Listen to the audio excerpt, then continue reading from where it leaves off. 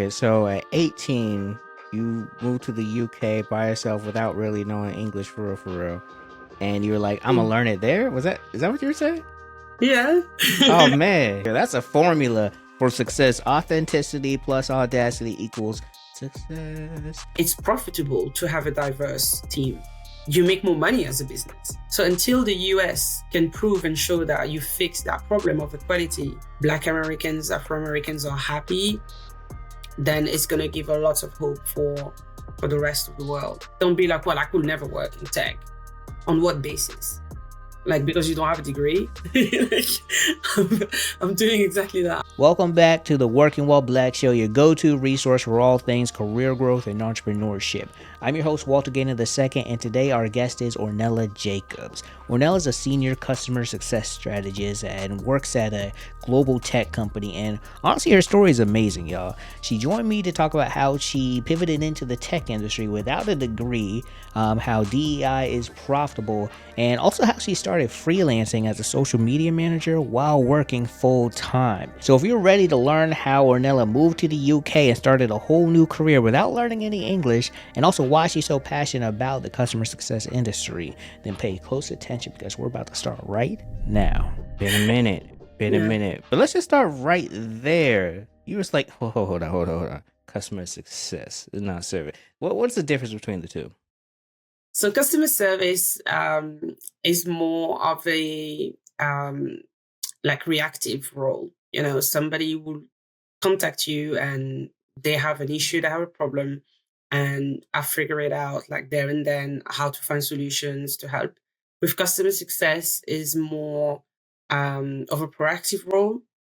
So we mainly and usually have a book of business and portfolio that we manage, and we are trying to interact with those customers and nurture a good relationship with them to prevent churn. So to prevent them to cancel the subscription.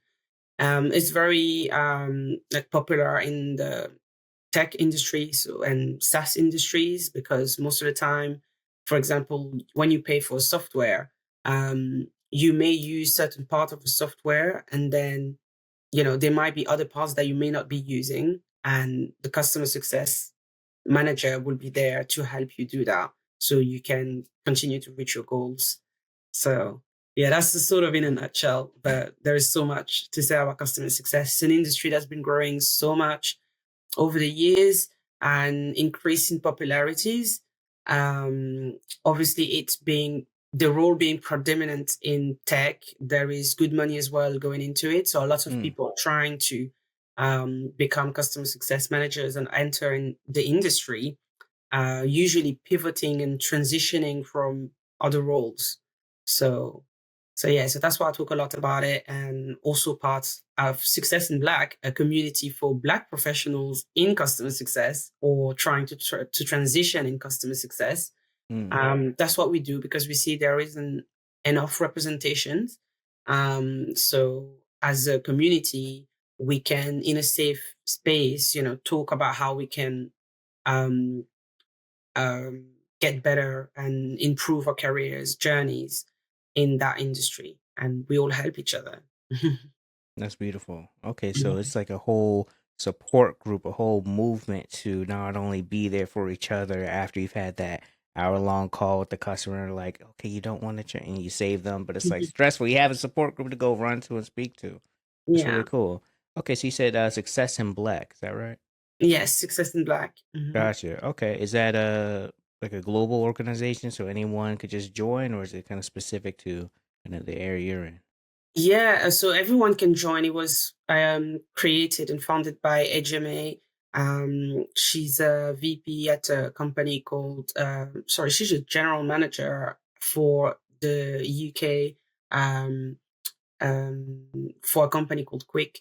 And she basically created this community in 2020 because she realized that for herself as being a leader in customer success, just realizing, there aren't many people that look like her, and realizing as well that lots of people want support to grow their career and need help, mentoring, etc. And it's kind of recognizing that most of us probably felt like we were alone. For a very Mhm. long time, I felt like, am I the only Black woman in customer success and things? And, joining this community, realizing, no, there's many of us.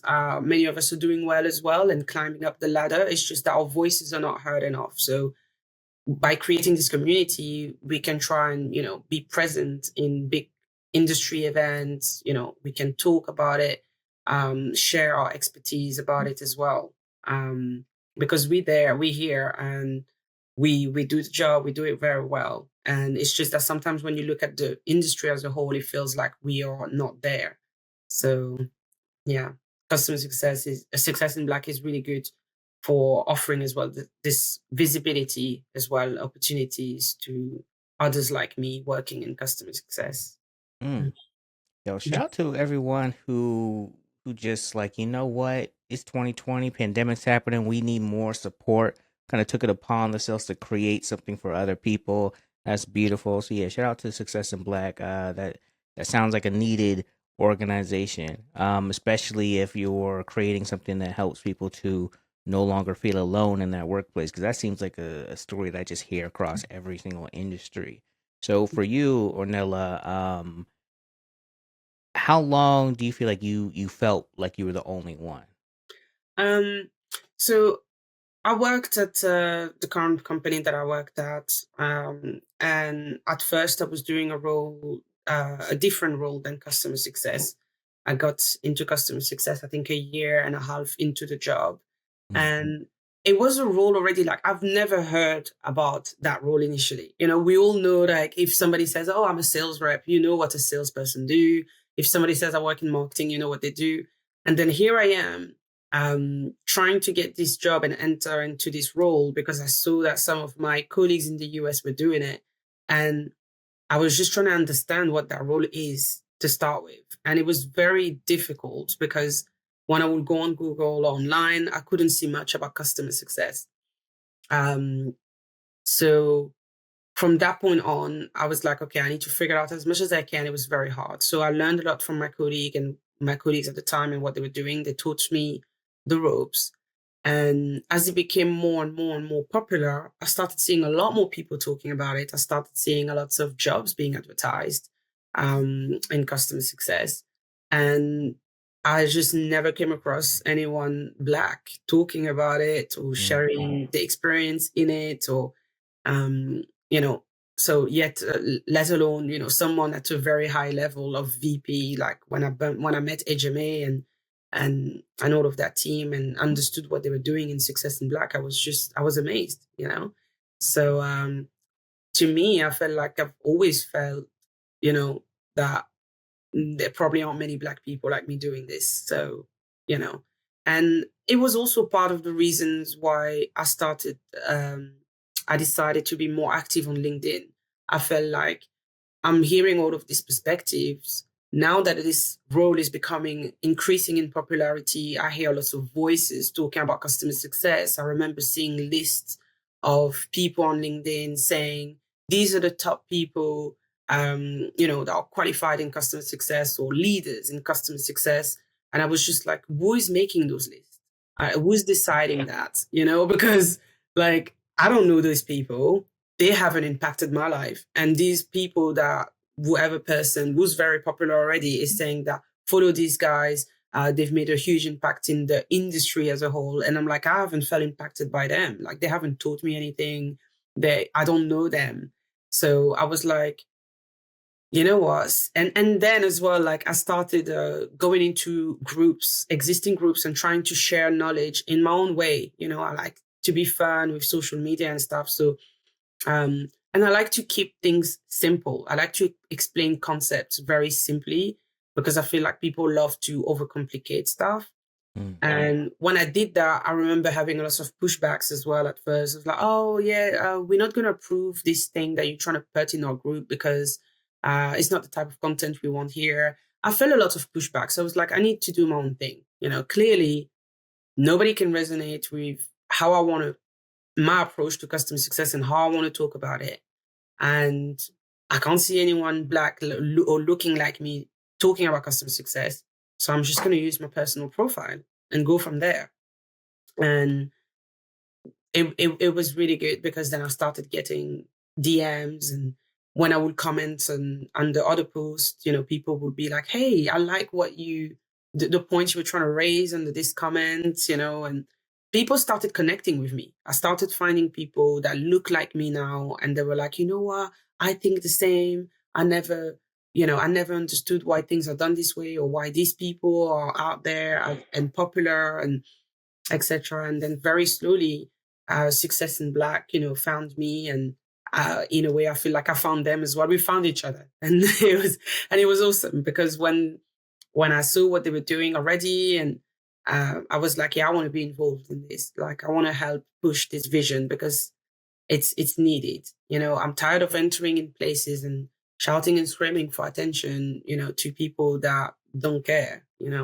Sometimes you just need to find your people who would think like you, will have a similar approach to you, and or similar experience to you. And in this instance, is the experience. Us being Black and part of this community, we can all relate to one another and feel more comfortable being authentic to who we are, while we continue to be professional and try to grow our careers. So, yeah.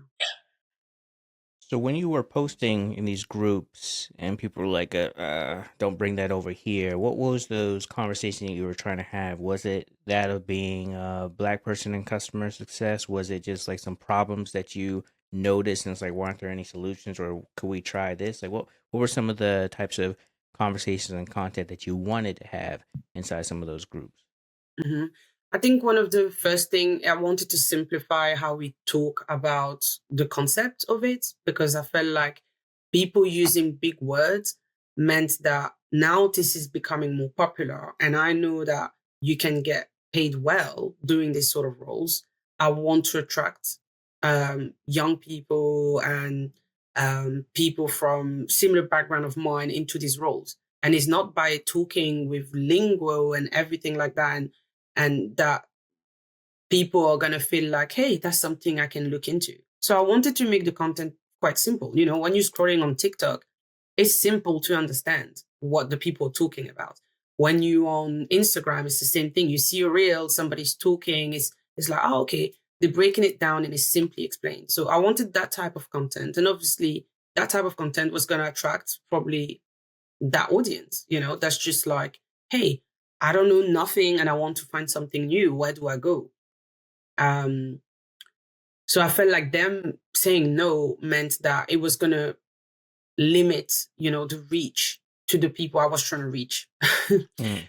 And then, yeah, other type of content as well is like, diversity in the industry, like coding out like the stats, oh, there was only maybe, 3%, that's Black in customer success at the moment, and things like that. But people were like, oh yeah, I don't think it's really relevant to the kind of content we're posting. And I'm just like, oh, okay, fair enough. Yeah, I guess.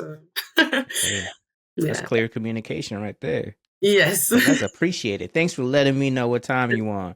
Exactly. Yeah. Last night I was at this tech event. It was I'm based in Atlanta, Atlanta, Georgia, US, and it was the 2024 State of Black Tech in Atlanta. And it was really a really beautiful thing put on by Goody Nations, hosted at a gathering spot.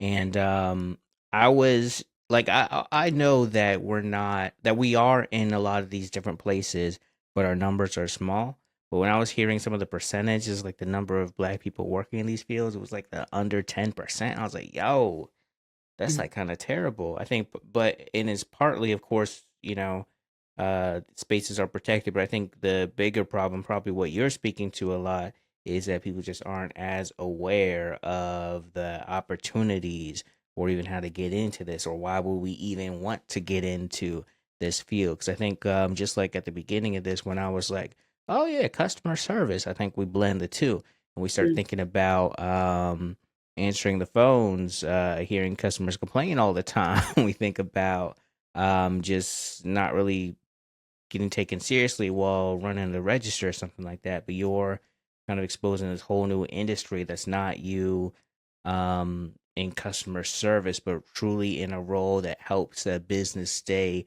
in business. Of course, customer service does as well, but customer success is all about, I guess, retaining Hmm. users. Is that right? Yes, that's right. Yeah. Okay. Hmm. Yes, that's really fascinating. So, what are a few things that you would like everyone to just know about working in customer success? Hmm. So, I would say working in customer success is, it comes with its challenges because it's still a fairly young role and industry, even though, even when I say 10 years or 15 years, it's still very young in comparison to some other jobs.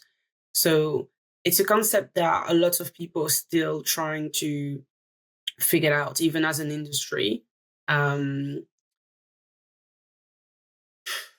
there are so many skills that you can transfer into customer success. So getting started with customer success is not as like just black and white of like, what sort of like background you need to have to get into it. There are so many transferable skills that can be very helpful when starting the role.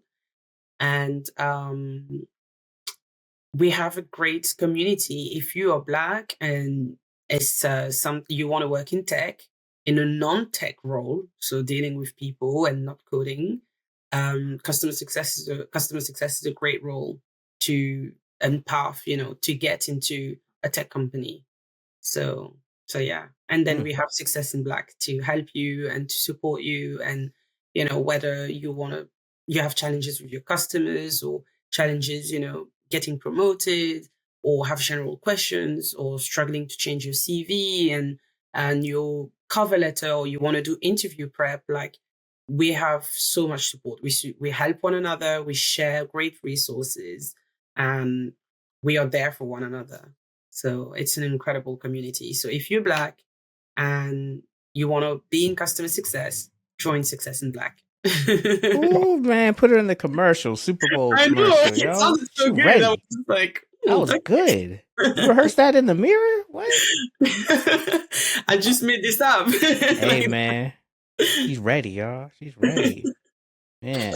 All right, yeah. y'all. We're gonna take a quick break, and when we get back, I'm curious about what it means when working customer success. You could get paid well. We're gonna hear about that and a little bit more about her journey as well. Stay tuned. It took me too long to realize that everyone gets stuck while trying to create content. So I decided that I want to build a knowledge base designed to help you use content as a solution to some of your biggest problems. For some, it's building a following. Giving your business a competitive edge, helping people to understand you better. And for me, I use content to stand out in the workplace. Like literally at my job, I did not want to be employee number 56738, and honestly, the content was like an accidental solution for me. But there's ways to be intentional about it and make it work like 10 times better for you. So if you want to stay in the loop, I'll be sharing more about all of this in my newsletter as I build this whole thing out. So sign up today, link is in the description, and let's see if we can make this content thing work for you. All right, we're back, y'all, with Ornella Jacobs, learning about the wonderful world of customer success. So Ornella, you've been kind of teasing, letting people know that you could get paid well, and that is very, very, very important. I don't know what it's like over there, but over here, inflation is going crazy. People looking at their paychecks like, oh, do I want to stay in this position? Should I look somewhere else? Should I take a third job? I'm already looking at the second job. What should I do? So I'm really love talking to people just to share how much people could make. Emphasis on the could, because every company, every place, every position is different. So curious about your journey of what you've seen. Like how much can somebody make working in customer success? Mhm. So obviously in the UK, our salaries are completely like, different than the US. I find Mm. all the time when I'm looking and comparing. But customer success, the reason why I say that it can pay well is because of the role being predominantly, available in tech companies.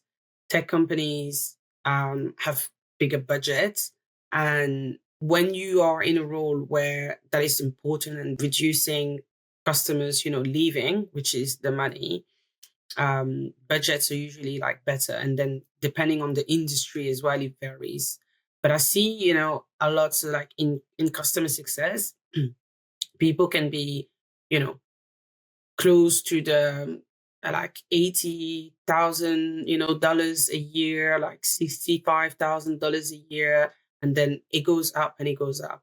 And I feel like as well, because there is a trend as well now coming up in customer success where we really want to, like companies really want to adopt and customer success to take on the opportunity side of things. So let's say if you have a client and you're managing that client, we also want you to now be responsible for any upsell and things like that. And Mm. it only means that the road is going to continue to go towards, being in charge of revenue. And the more you're in charge of revenue, the more money you can also make, a bit like salespeople. So yeah, customer success, a lots of like tech and SaaS companies have customer success teams, and a lot of tech and SaaS companies have great budgets. So it's how, at the end, you end up being able to make a good salary for yourself. Okay, so I appreciate you just breaking that down from like the budgetary perspective, the industry as well.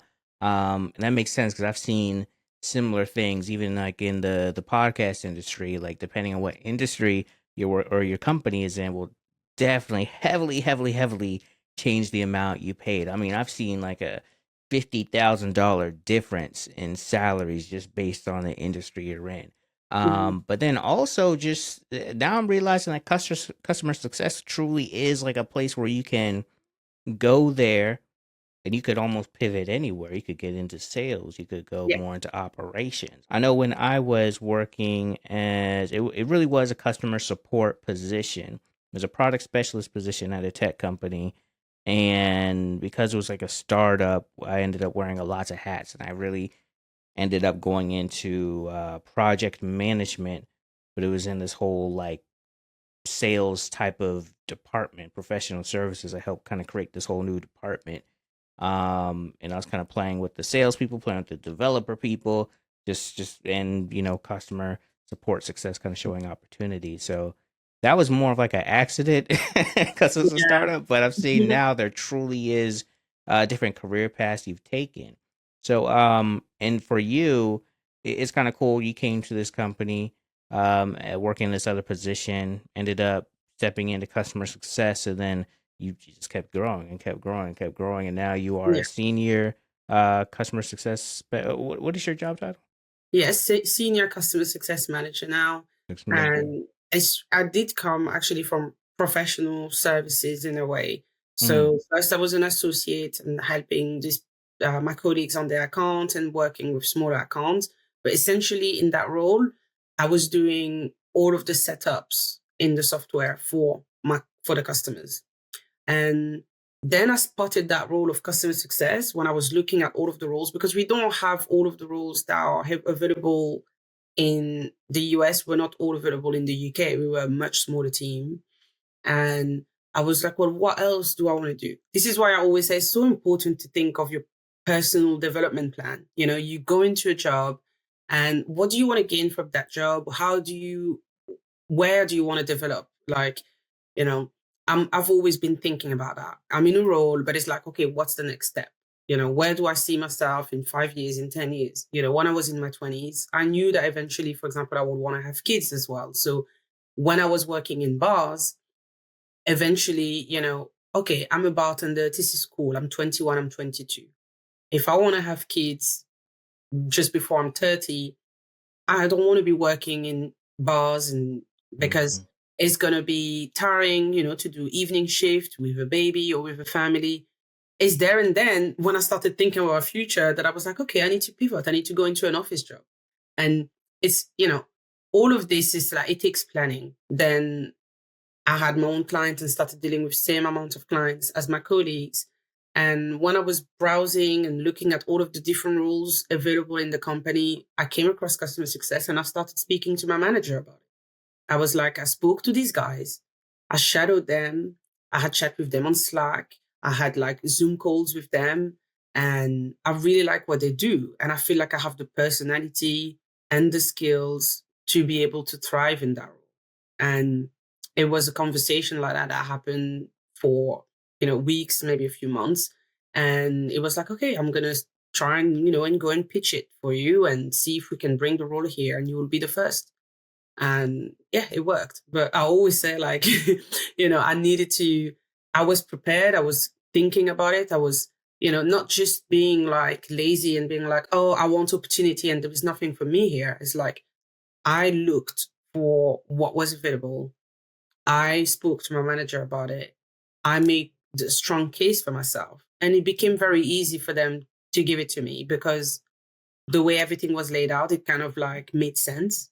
So that's how I got into customer success initially. Mhm. Okay. Shout out to curiosity. Yes.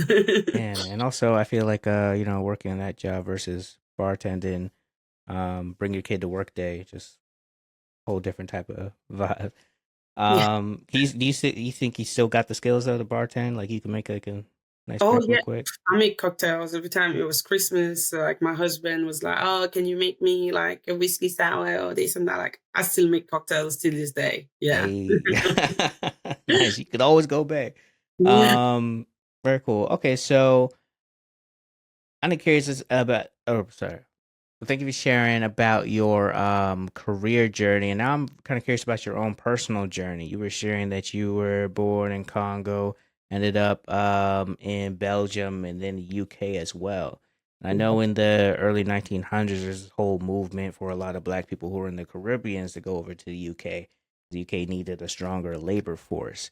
And I've spoken to um, a few other people who've kind of immigrated to the UK, but just very curious about that whole journey, kind of the whys and what it's like being in England as a immigrant.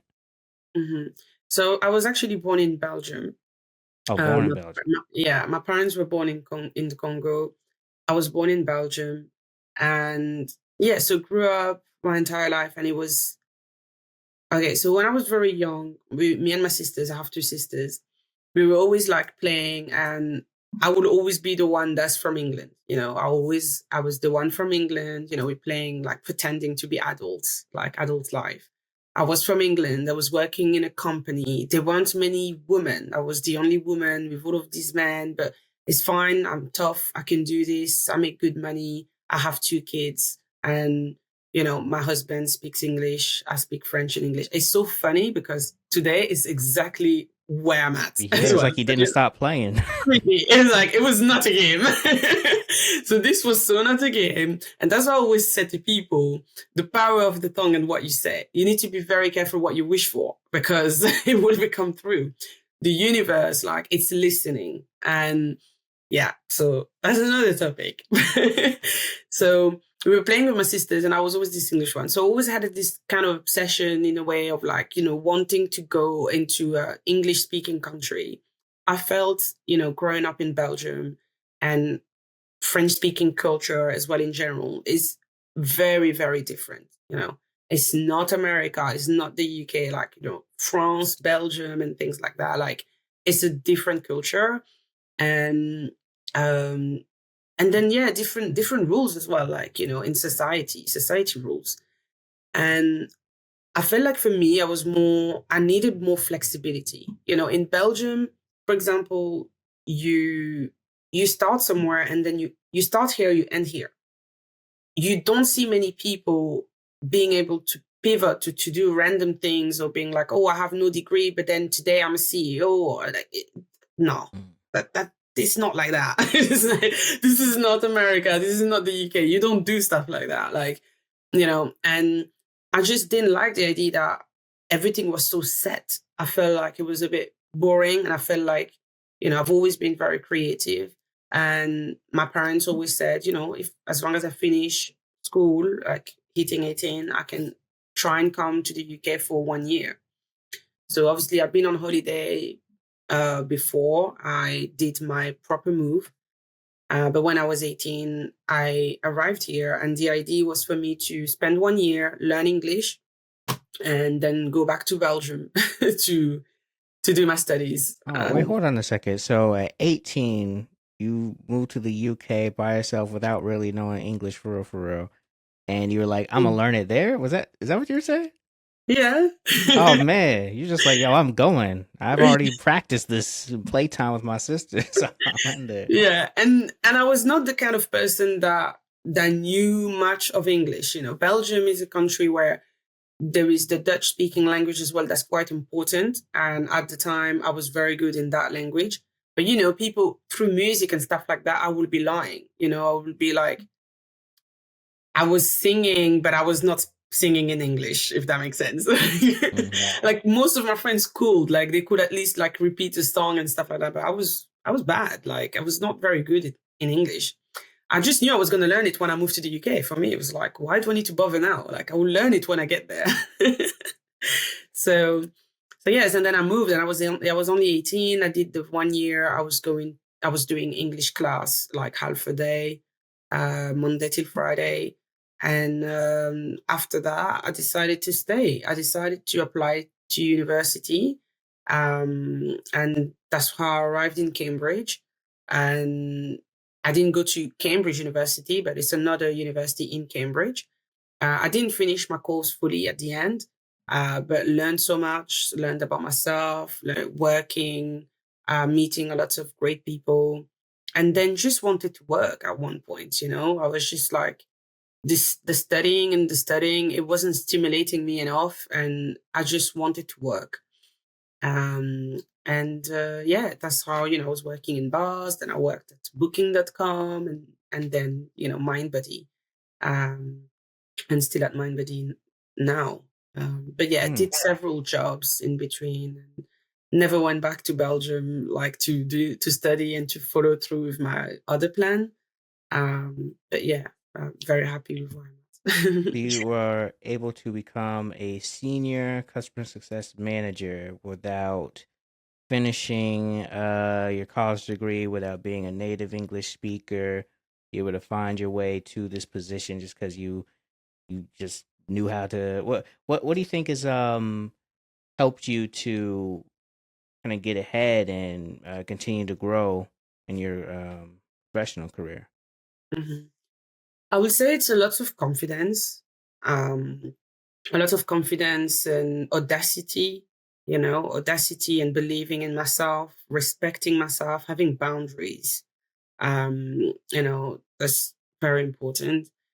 And the planning, you know, I think it's important to visualize and to understand the kind of life that you want. So I always work, you know, backwards. I'm trying to be like, okay, how do I want to feel? How do I want to, like, sometimes I didn't necessarily know that what I wanted to do was customer success. I was telling my husband, I think it was just 2 years ago.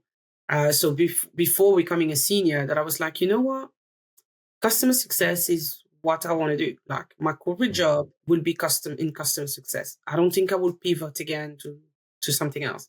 I might change my mind. I don't want to say never, but you know, that's really when I was like, you know, I really like customer success. But you know, I was 30, you know, 29 or something when I said that.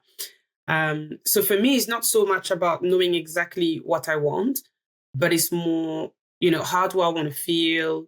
Like, what kind of lifestyle do I aspire to have? And, you know, and happiness, you know, I want to be very happy, or I'm willing to compromise or not. And it's all of these things. And I feel like I work backward, and, and then that's how it works. And I think, you know, I'm a hard worker. I'm not lazy.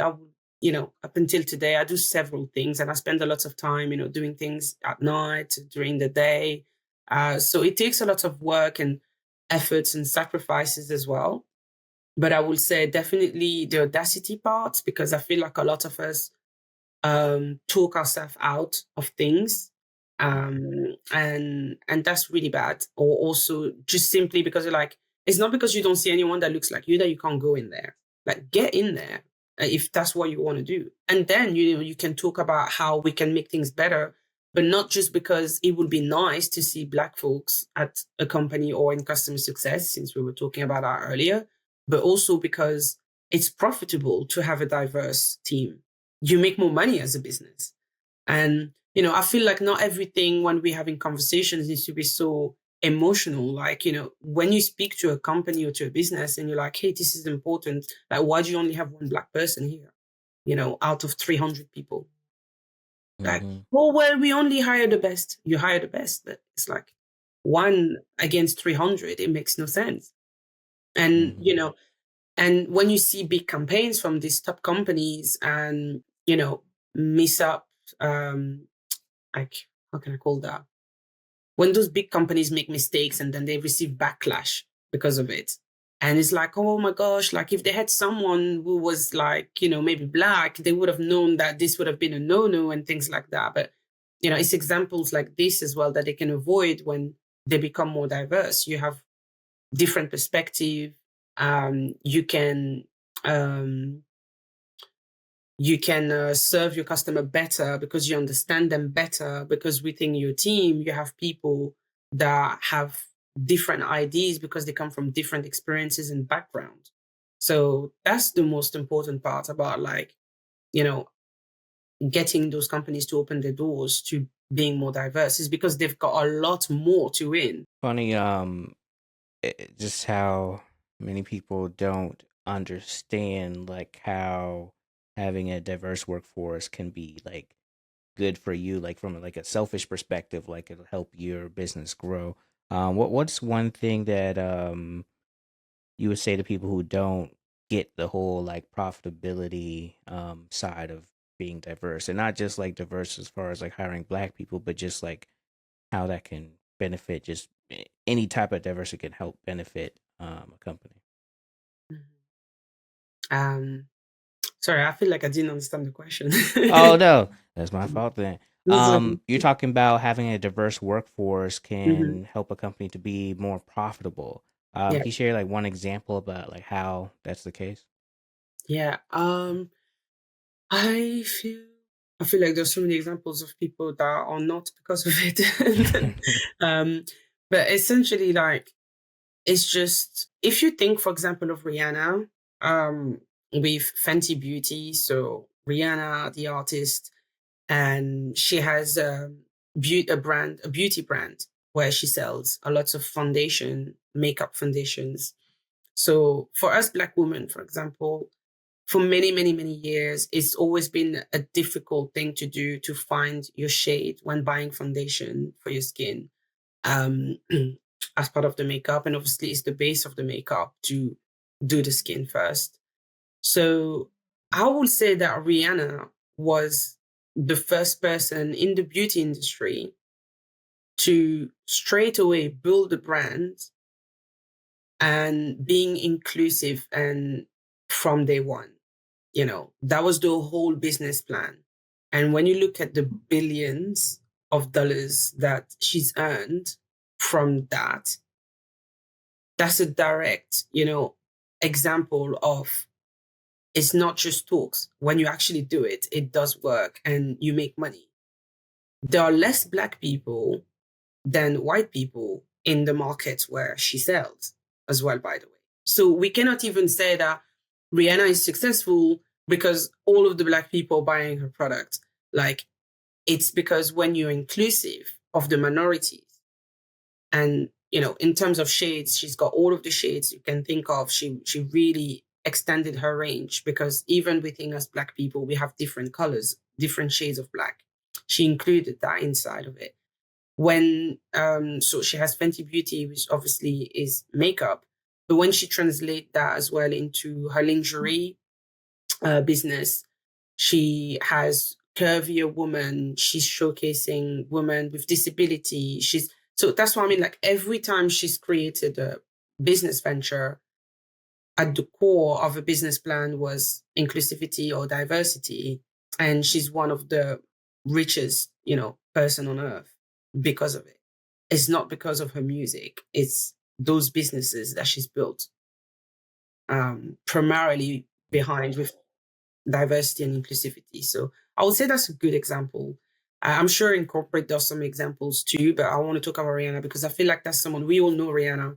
And it's like sometimes I feel like we forget, like, companies are there and they're like, oh, I'm not sure that if I do this, that it's going to work out, or I feel like I'm paying attention to a very small group. And this is why I've always find it frustrating that, the Black Lives Matter era became more of a trend with the George Floyd and BLM and all of these things. Because it was a trend, did we really gain something from that event and all of these campaigns? I'm not sure now. Now we're in 2024 and I don't know. I just don't see it. And my daughter was just born. Today she's 4. And in 20 years, she will be 24. And I don't know if whatever we did then, that she's going to benefit from it. And we need to stop thinking like short term. It's about long term. And every time you focus on the people that are the most vulnerable, everybody wins.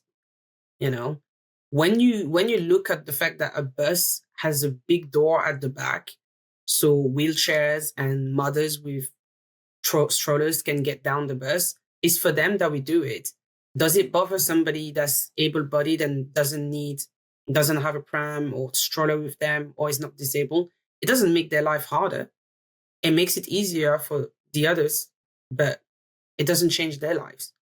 But it makes the whole world a better world because those who need it the most vulnerable people, are served. And once people are going to start understanding that minorities also need, peace of mind and be nurtured, then everybody's going to win. So, yeah. I mean, you killed that. Killed that. No, that's facts. It's absolute facts. I think that one, as the question in the perspective of a business owner, but I think it's important for just everyone listening, watching to just understand like what it means to bring value, and that being black, while you might be the only one, that's not necessarily a bad thing. More will come. I think that we have to start realizing the type of value that we can bring to our organization, because there's just so much messaging about like us not being needed or not being good enough, about like the whole rhetoric around hiring the best. I've heard CEOs of global organizations saying there's just not enough good black talent. And when you hear these messages over and over, it kind of creates this narrative. And then when all of a sudden you start to believe it, and you start to push that onto our own community type of thing as well. So I love this because it changes the conversation. And then, yeah, I think that Black Lives Matter movement around George Floyd, um, from a corporate marketing perspective, I don't know what that did for real long term. But I will say that moment, I think, was I saw a lot of good for within our own community. And I'm someone who believes that yes, we got to put the pressure on people's necks. Accountability as far as making sure holding people accountable for equitable actions, inclusive environments. But at the same time, we got to take a little bit more ownership and control over making sure that we're straight. And I see that with Black and Success organizations. I see that with these conversations we're having now. So I feel like we're taking our own future into our own hands, making sure that we're straight, making sure that the each one teach one mentality is getting passed along. We're helping other people along with us. So I don't know. I don't know about the longevity, but I do know that that was the first time that I started to think about what is it like being black in the UK. It's the first time I started to learn about what's going on in other countries, in Africa, and because being in America, they do a very good job at the whole America, America, America, America, America. That's all we think about. And now I'm learning more about what DEI conversations sound like in Greece, in Italy, and in Asia. It's just very interesting. I think for me, it was like a moment where the world was connected, and it's like, okay, y'all exposed too much. We know now. We know what's going on in other places too. We're not alone. So I don't think. I think from the corporate perspective, they're going to be playing catch up for a long time. But my hope is that enough of us are now in these places where we could start, bringing more of us in, and we could see other people like Mhm. Rihanna doing big things. So Yeah. yeah. Mhm. Yeah, no, absolutely. And I think when it comes to as well, like, being black in the UK, it's because of, obviously, it's the UK, it's a different country, different culture than the US. And I will say here, racism is always quite subtle, you know, Mm. it's always very subtle. It's not something that you can easily call out. Like sometimes when I look at content out there about people sharing their corporate experiences of racism, I'm just like, wow, like that's really in your face sometimes. Like, you when I hear like the conversations or the breakdown of the event, it's like shocking to me. Here in the UK, it would happen in a more settled way. It's more like, the biases that people will have with you, and or you being isolated, maybe slowly. And it's something that's basically very hard to go to HR and to be like, to prove that, okay, this is racism point blank. Most of the time, I feel like in the UK, the experiences that people will be sharing are very subtle. But I think, again, it ties in with the culture of British people are very subtle. Um, but I will say as well, for me, because of my personal experience coming from Europe, you know, for me, the UK is like, wow. I mean, when I came to the UK and I went to a bank in Brixton, and I see all of these Black people working in the bank, for me, I was like, wow, this is amazing. Like, to me, I'm Mm-hmm. like, this is amazing. And at that point, I'm 15, I'm 18, because obviously I come a lot on the holidays before I actually moving properly at the age of 18. But to me, I'm just like, I don't see that much in Belgium, where I grew up. So, you know, the UK is not there yet. And the US is still as well like working on it. But there is always worse elsewhere. And I think as you're going to continue to navigate, the Black experiences in those other countries like you're talking about and etc., you will be amazed. And the thing is, everyone is looking up to the US. So until the US can prove and show that you fix that problem of equality, everybody else is going to continue to feel behind and lose hope. So there is a lot of faith for all of us outside of the US. I don't know so much about British because I know that English people like to all the time be like, oh yeah, but these Americans are, we're also good, or like sometimes they don't want to admit, the role that you actually have and how important, Blackness and the US, like, but at the end of the day, every person in Africa and Europe and etc., when it comes to the Occidental world, if US can demonstrate that equality, based on your color and things like that, like can be fixed, and we can get somewhere in a very good place, and then we can see that Black Americans, Afro Americans are happy, then it's gonna give a lot of hope for the rest of the world. Mm. Man, yo, we have a global responsibility to get this together. They're looking. They're seeing, oh man, y'all don't look too good. You good? Man, okay, yeah, nah, that's an interesting perspective right there. I've heard about how racism is a bit more subtle, and I just think, English had a long time to perfect what they're doing over there from an oppression perspective. Mhm. Um, and yeah, that's interesting because yeah, I've seen both the range of subtle racism to like a okay, yeah, you clearly don't like me, so appreciate you letting that known. I could do what I need to do. Um, but yeah, okay, all right. So yeah, we got to get our stuff together. That's so interesting. Like the world watching, That definitely puts like a whole new level of urgency on these things too. Mhm. Man, I appreciate you sharing that. All right, so I'm gonna take one quick break, and then we're gonna get into some cheat codes and so final words from Ornella.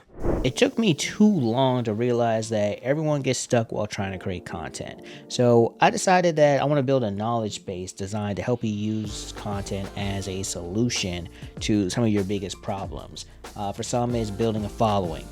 giving your business a competitive edge, helping people to understand you better. And for me, I use content to stand out in the workplace, like literally at my job. I did not want to be employee number 56738, and honestly, the content was like an accidental solution for me. But there's ways to be intentional about it and make it work like 10 times better for you. So if you want to stay in the loop, I'll be sharing more about all of this in my newsletter as I build this whole thing out. So sign up today. Link is in the description, and let's see if we can make this content thing work for you. All right, we're back, y'all. Ornella. So a few more questions for you, because I'm just very, very curious about this part, because I think a lot of people are going to find this kind of fascinating.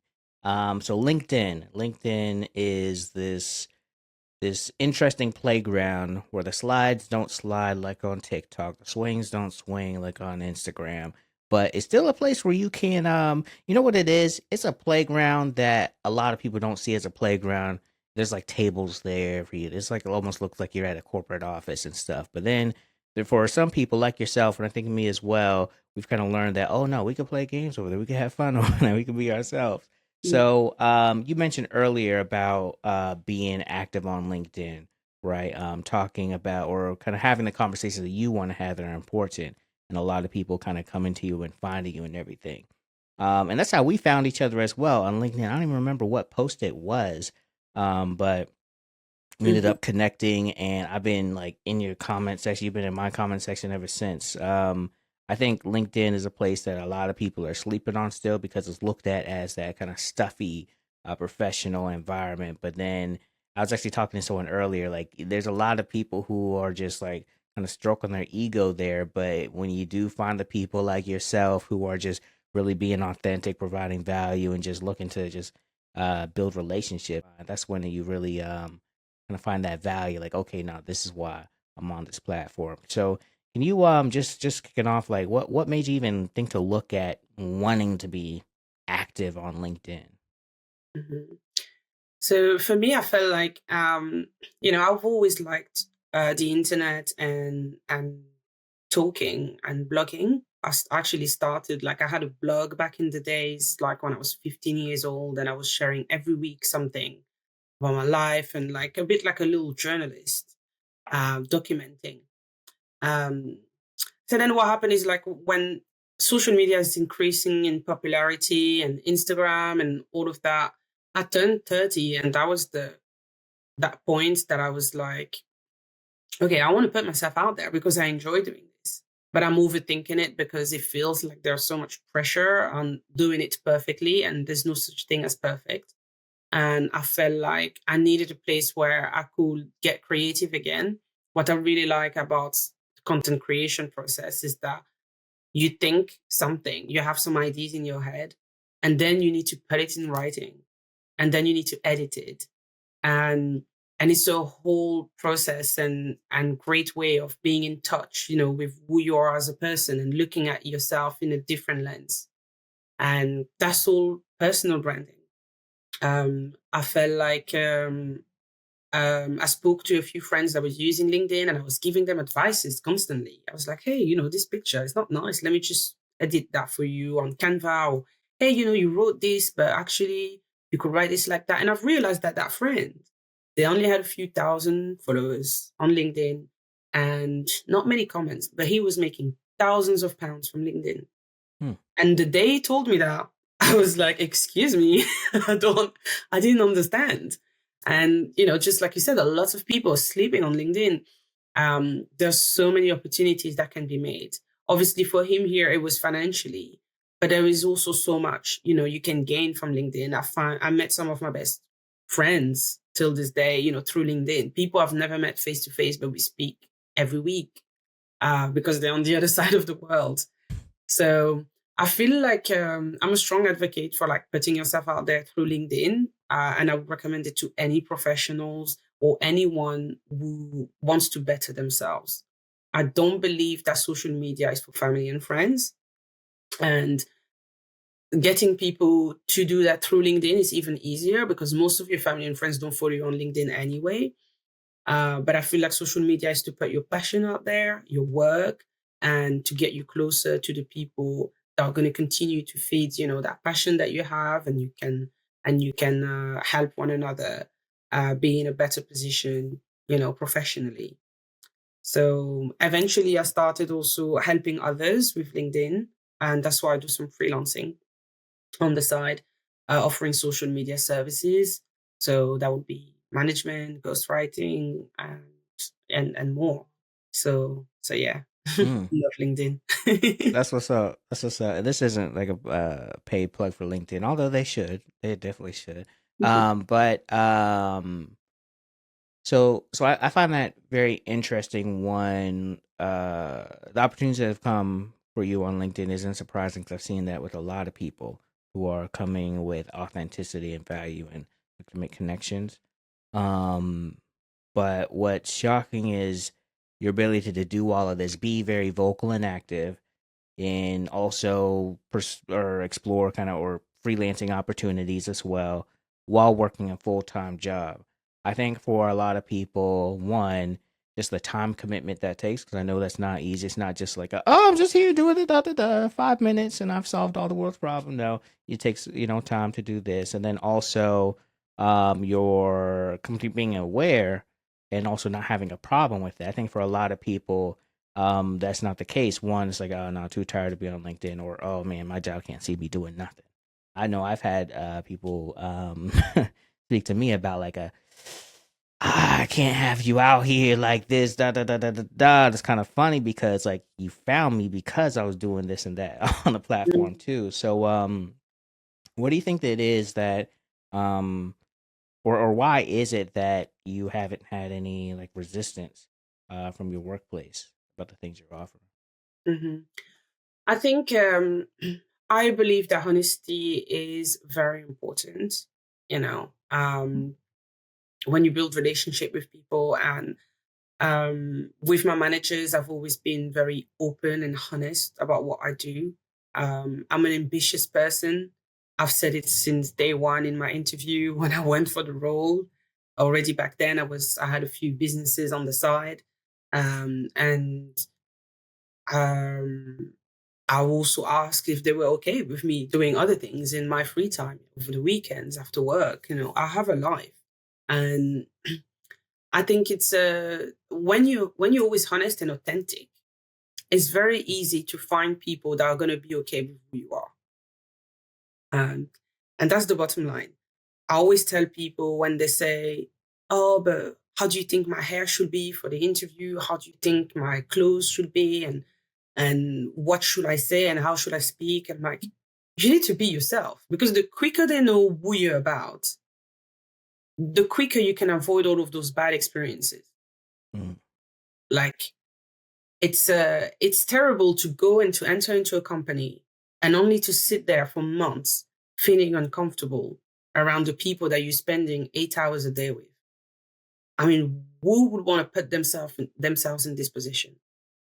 So that's why for me, when I hear that, oh, some companies, they should hire more black, they should hire more black.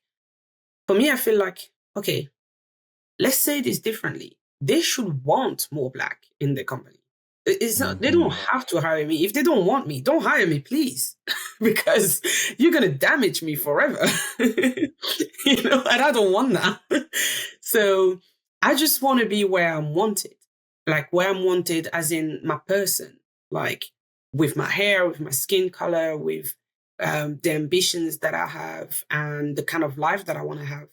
Like, and now I have children too. So that's something, if somebody wants to work with me, I like to set the tone that I'm a mother. And if we're going to do something on long term, you need to understand as well my priorities and be fine with those. So I think honesty is very important. My managers are aware of all of the little side hustles that I have, etc. And when you speak to your boss, you speak about work, and then there is also room to speak about like everyday life. And that's when I make sure that I talk about these things, because these are the things that I'm passionate about, and I need to feel comfortable to talk about them whenever I want to. Um, so yeah. And I think the companies that don't want their employees to be on LinkedIn, um, they feel a kind of like threat because they know that, again, it to me is a confirmation that LinkedIn or social media, especially LinkedIn, can better yourself and can offer you so many opportunities. So you want to be careful about those companies that are stopping you from being exposed to opportunities. I had the greatest managers that I've had. I remember that when we used to have one-to-one meetings, they were saying to me, now we're working on your personal development and your career growth and path. And when we're going to have these conversations, try to think deep about what you really want for yourself. It doesn't matter if it's not going to be within the company. When I ask you, what do you want to do in 5 years or 10 years? Let's just focus on what do you want as a person. And I would say great managers are like that because people don't leave great companies, like they leave bad managers. And if you have someone that's there, like looking after you and looking after your growth, in one way or another, you will gain something as well from it. The companies are too focused on the fact that they just want us to be like robots. In certain companies, they want you to be a robot and to just do the job and to be at your desk as long as possible, to be as productive as possible. But thankfully, not all companies are like that. So I will strongly tell those people that if they want to start creating content right away, they should start to perhaps try to have an account that's more anonymous or something more faceless. So that might not be LinkedIn, but perhaps through Instagram or other places, you can still share content without showing your face.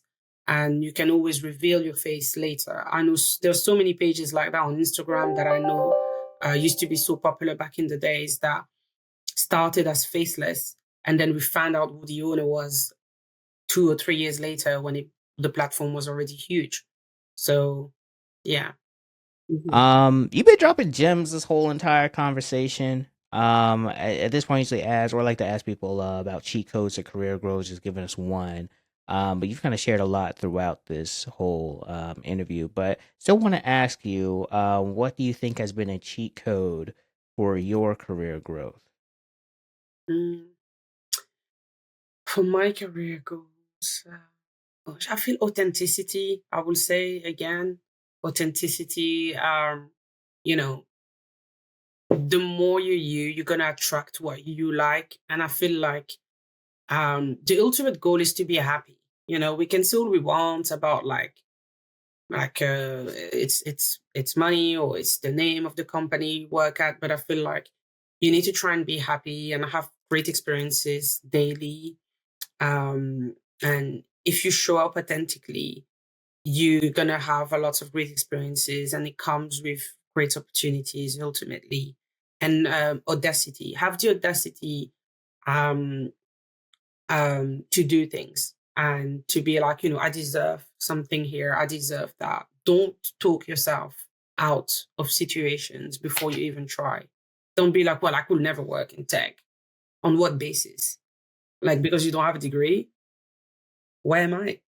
Like, I'm, I'm doing exactly that. So, yeah, that would be my advice is to Authenticity and audacity. That's a powerful combo right there. That's a formula for success. Authenticity plus audacity equals success. yeah. Love that. Thank you so much for your time today. Where can everyone follow you and become a part of your support system?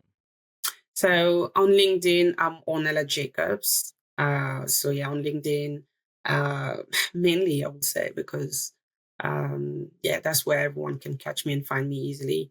Instagram and stuff, I'm still building it. It's the new year, so yeah. Okay. Mm. All right, you about to be doing your thing. Okay. All right. Yeah. Well, we'll see. We'll go support everything you got going on LinkedIn. You gotta let us know when you figured out the secrets to Instagram and TikTok and all that too. We'll go follow you there too. Anything else you'd like to share with us before we wrap it up? No, again, I want to thank you for inviting me today. I think you're a great person. We've had several chats since we first encountered one another, and it's always learning. It's always about growth. And every time I step away or step out from a conversation with you, I feel more clever. So I want to thank you for that. Oh man. Well, you are clever. You are clever. This is proof of that. This is proof of that. If you ever need a reminder, let me know. I got all the praises for you. Thank Absolutely. you. All right, everyone, that is a wrap. Thank you for listening. If you like the conversation, like the show, please give us a rating on Apple Podcasts or Spotify. And if you were really feeling what Ornella was saying, make sure you follow her. We'll have the resources to the organization she was talking about in the show notes, in the description, links to her profile. If there was something that you wanted to ask, but didn't get a chance to, send us a text with the number in the description and a link to join the newsletter. Let me know and I'll go bug her, be like, oh, gotta have this one more question, someone really wanted to know this. Got you. Also, of course, check out the Patreon, but more importantly, just reach out. I'm very big on community building. If there was something you heard or a question or a comment, leave it in the comments. Send us a message, send us a DM, send us a text. I want to hear from you, want to grow with you. All right, peace, y'all.